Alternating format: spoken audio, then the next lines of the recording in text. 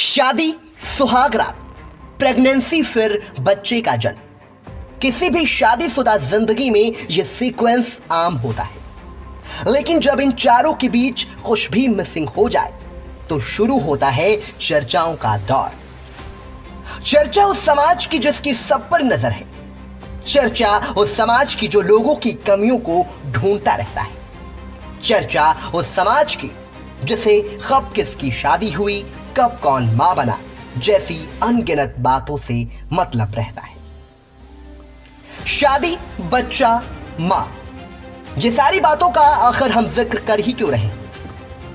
दर्शकों, जिक्र इसलिए क्योंकि कुछ ऐसा ही एक वाकया सामने आया है जिसकी चर्चा सिर्फ एक गांव या शहर नहीं बल्कि पूरे देश में हो रही है। मामला उत्तर प्रदेश के प्रयागराज का है।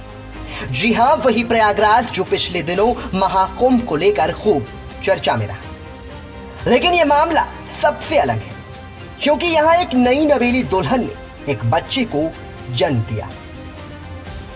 है ना बेहद चौंकाने वाली बात।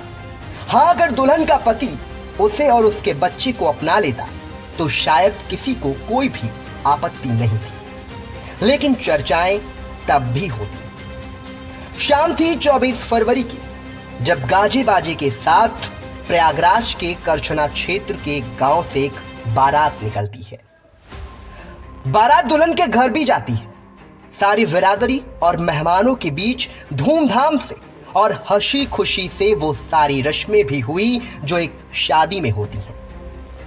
लेकिन इस शादी में खासकर दूल्हे पक्ष के लोगों को यह जरा सा भी अंदाजा नहीं था कि जिस लड़की के साथ उनके बेटे की शादी हो रही है वो 2 दिन बाद मां बनने वाली है। बहरहाल शादी संपन्न हुई और 25 फरवरी को दुल्हन को विदा कराकर घर लाया गया। नई दुल्हन के आने से घर में खुशनुमा माहौल था और सुहागरात को ही शुरू होती आने वाले तूफान की आहट। दुल्हन के पेट में अचानक दर्द उठता है जिसे वो सहन करने की कोशिश भी करती है और नजरअंदाज भी। लेकिन जब यही दर्द उसे सहन नहीं हुआ तो वो ससुराल वालों को बताती है।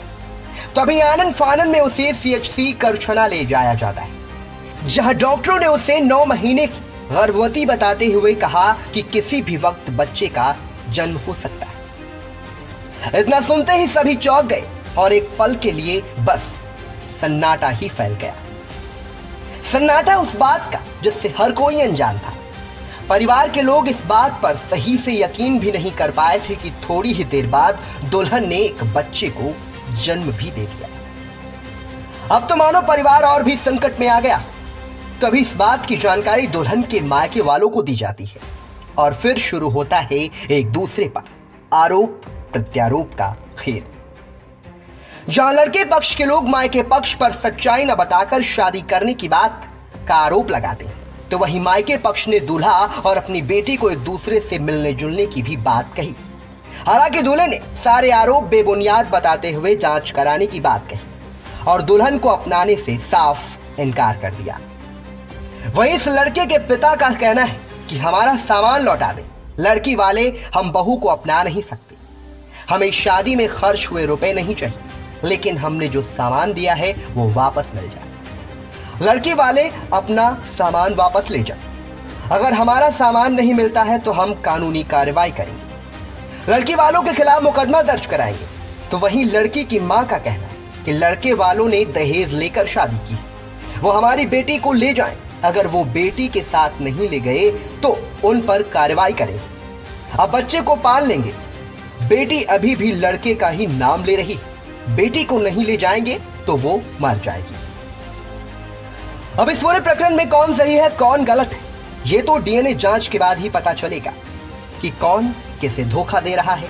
फिलहाल अभी गांव में ही पंचायत करके दुल्हन को बच्चे के साथ मायके भेज दिया गया है। मामले में क्या होगा ये तो जांच का विषय है, लेकिन जब तक इस मामले में सच्चाई सामने नहीं आती तब तक चर्चाओं का बाजार गर्म रहेगा और इन सब में सबसे बड़ा खामियाजा भुगतेगा वो मासूम बच्चा जिसकी कोई गलती भी नहीं है।